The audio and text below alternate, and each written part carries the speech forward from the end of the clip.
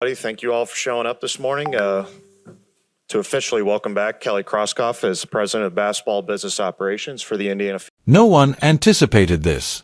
At last, the quiet part was said aloud by the woman at the top of the organization, the president of the Indiana Fever.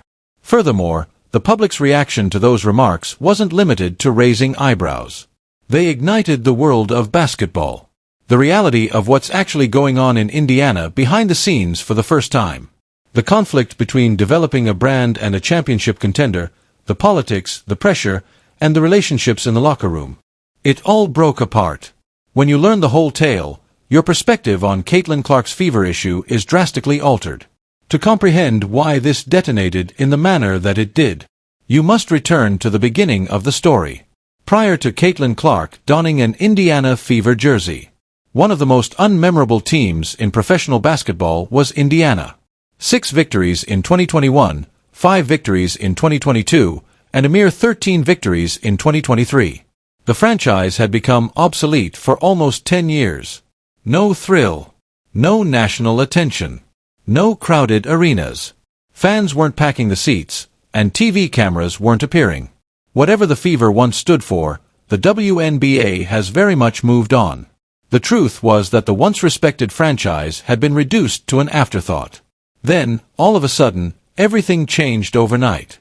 The league abruptly turned upside down when the top overall choice in the 2024 WNBA draft entered the room. Not only did Caitlin Clark change the Fever, but she also changed women's basketball. Everywhere she went, sellout crowds followed. Television ratings broke all previous records. Jerseys vanished off store shelves. To be honest, the sport has never experienced such levels of media attention. The company had to make a crucial choice in the midst of that eruption. Were they intending to construct entirely around the wave that Clark had created? Or would they attempt to steer the spotlight in another direction? The tale really picks up steam at that point. Because the front office made a decision that many were taken aback just when the Fever needed leadership that truly recognized the scope of what they had, a once-in-a-generation player changing what was possible for women's sports. Kelly Krauskopf was appointed as the new president of business operations and basketball. The choice made sense on paper.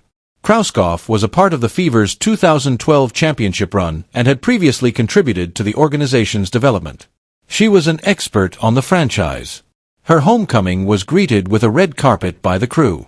However, there was something in her language that subtly raised suspicions from the first press conference. Most people ignored it at the time. However, those identical remarks would resurface months later and seriously harm the group. People didn't notice the warning signs until much later, even though they were there and in plain sight the entire time. Let's fast forward until July 2025. Due to Caitlin Clark's injury, the Fever are having difficulty. She had only played 11 games at that point due to a persistent groin problem that had obviously been affecting her for weeks. Supporters were irritated. The club was barely making it to the playoffs. There was increasing pressure from all sides. Amidst all of that turmoil, video from Krauskopf's initial October 2024 press conference abruptly reappeared on social media. At that point, a comment that nearly everyone had missed the first time around was found buried in the speech. Kelly Krauskopf stated, "This is about the Indiana Fever," while facing the cameras during the news conference. "Yes, Aaliyah Boston and Caitlin Clark are key players, and we will keep building around them.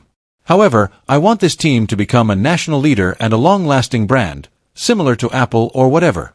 5 words, such as Apple. That was sufficient to start an internet explosion. The video became viral in a matter of hours, and the Fever fanbase exploded. For many listeners, such phrase seemed revealing rather than encouraging. Instead of focusing entirely on the individual who had restored the franchise's relevance, they heard an organization discussing the brand itself. The response was well organized, powerful, and hard to ignore. Not only were fans annoyed, they were enraged. Additionally, the Apple connection struck a deep chord because of what Apple truly stands for. One visionary person served as the focal point of the company's whole identity: Steve Jobs. And the business found it difficult to keep that same identity after he left. Thus, many Clark supporters interpreted the Fever president's use of that parallel as a warning. To them, Caitlin Clark didn't seem to be seen by the company as the engine powering everything, but rather as just another component. Online, an admirer retaliated by adding, "Enduring brands lean into their visionary." Another was much more severe, threatening that the Fever would realize they had lost the greatest chance in the history of women's sports if Clark ever decided she had had enough of what they dubbed a front office disaster. The message on social media was consistent. You do not minimize the most significant player our team has ever had. There was more to the response than just online chatter. The fan base rendered a comprehensive decision. Kelly Krauskopf's X account vanished entirely within hours of the video going viral, indicating that someone within the company realized how rapidly things were getting out of control. Absent. No justification. Nothing to say. Just quiet. However, something quite different was taking place on the court while the front office was being heavily criticized online. Compared to the narratives being pushed from the outside, the players who actually shared the floor with Caitlin Clark every night were telling an entirely different story that felt far more genuine. One of Clark's closest friends and teammates, Lexi Hull, candidly admitted something that many in the league had previously surmised in an interview with Glamour magazine. Given the attention the team had received since Clark's arrival, she acknowledged that there was jealousy surrounding the Fever. Hull even disclosed that rival teams were publicly discussing Indiana in their own locker rooms, saying things like, "We can't let the Fever win." Her remarks revealed a reality that had been developing for several months. The Fever were no longer just another basketball squad. One member on the team had made every game emotionally intense. Sophie Cunningham then went one step further. Cunningham had already established himself as Clark's guardian on the court, the guy who made it apparent early on that cheap shots wouldn't go unanswered. Sophie claims that these discussions concerning Clark weren't at all covert. She claimed to have heard them while still performing in Phoenix, even before she joined Indiana. The opponents were attempting to convey a statement rather than just defeat Clark. As the season progressed, it became impossible to ignore the story about Clark being physically attacked all the time and the "welcome to the W" treatment that never seemed to end. When Clark's groin injury finally kept her out of action after just 13 games, there were serious concerns about whether the officials had done enough to keep her safe. And an increasing number of onlookers said that the answer was unmistakably no. The reality of what it was like to be Caitlin Clark's teammate, however, was a story that was quietly emerging behind the scenes beneath all of that public drama. The notion that Clark caused conflict in the locker room had been promoted by critics for months. The players harbored a covert resentment of her celebrity, media attention, and spotlight.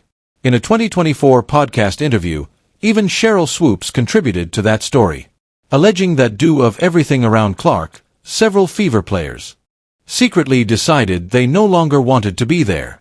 The tale soon gained traction and was incorporated into the team's ongoing chatter. However, Caitlin Clark herself responded calmly and straightforwardly when questioned about such rumors on an alternate March Madness program hosted by Diana Taurasi and Sue Bird. She essentially clarified that individuals outside the locker room always believe they are aware of what goes on behind closed doors when, in reality, they are not. The people who were present in the Fever locker room continued to support her claims after that. During the 2025 playoffs, Clark's teammates flocked to the court to celebrate her comeback from injury. Her post-game interviews were cut off by them. The chemistry appeared to be entirely real during the Commissioner's Cup celebration. It wasn't staged. It wasn't coerced. The players appeared genuinely delighted for one another. At that point, the wider image began to take shape. Whether or not Caitlin Clark's teammates liked her was never the true story of the Fever. The true question was whether the front office above them was truly dedicated to assembling the ideal team around her. That's the tension at the heart of it all. Because the bond appeared genuine in the locker room. It was obvious that Aaliyah Boston and Clark were close. Lexi Hull publicly stood up for her. Sophie Cunningham and other recent arrivals complimented Clark before even playing with her. Michaela Timpson, a rookie, expressed clear admiration for Clark. Even Clark's heartfelt social media posts to leaving colleagues demonstrated a sincere bond. The connections weren't phony. However, chemistry by itself does not create a contender for a championship. Kelly Krauskopf's entire message becomes crucial at this point, because many people overlooked another aspect of the fury that was hidden behind the Apple quote. Krauskopf discussed the long-term outlook. Caitlin Clark was only 10 years old when the Fever won their championship in 2012, she said, and she talked about creating something that could motivate the current generation of players.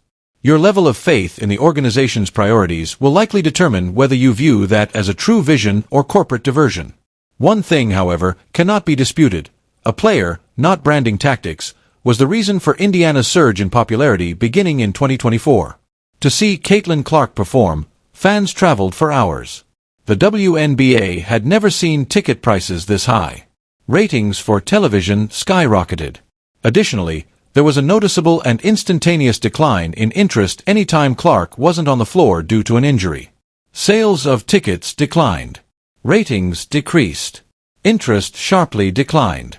In terms of pure business, it became hard to dispute what Clark actually meant to the franchise. Nevertheless, the top-level message continued to focus on the team, the organization, and the brand, nearly distancing Clark from the very phenomenon she brought about. However, Krauskopf deserves credit for saying something at that initial news conference that turned out to be more correct than anyone realized at the time. She claimed that intelligent basketball players would love to play alongside Caitlin Clark. And that forecast proved to be accurate. In the background, Indiana emerged as one of the league's most alluring travel destinations.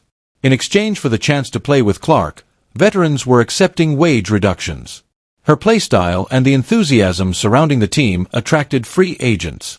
The Fever became more than just a regular WNBA team because the fan following Clark helped build. It wasn't because of a marketing push, but rather because one basketball player restored the significance of the entire event. In 2026, the Fever are about to embark on an important new chapter. In expansion moves, the team lost players including Christy Wallace and Kelsey Mitchell. Instead of being her breakthrough year, Clark's sophomore campaign was a painful struggle with injuries that kept her to just 13 games.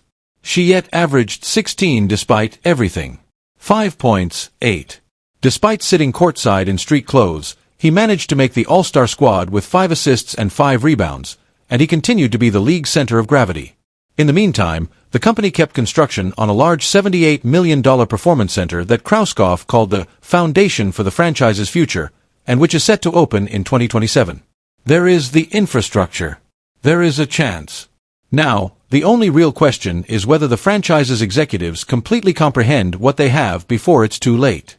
Because the truth is actually rather straightforward beneath every dispute regarding teammates, every fight about front office politics, and every viral discussion about the Fever. Almost overnight, this team moved from winning 5 games a season to being the most watched team in women's basketball. That is a revolution rather than merely a reconstruction. Furthermore, corporate marketing and branding tactics do not generate revolutions. They occur as a result of once-in-a-generation athletes who fundamentally altered the significance of a sport.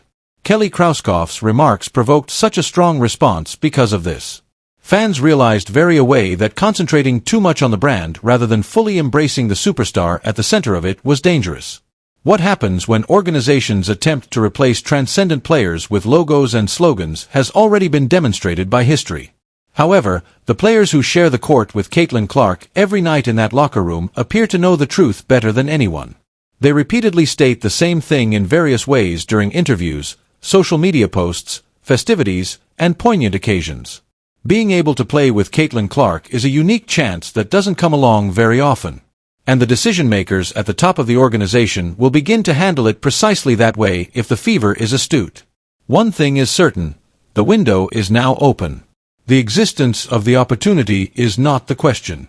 The question is whether they have the courage to truly capture it before it vanishes.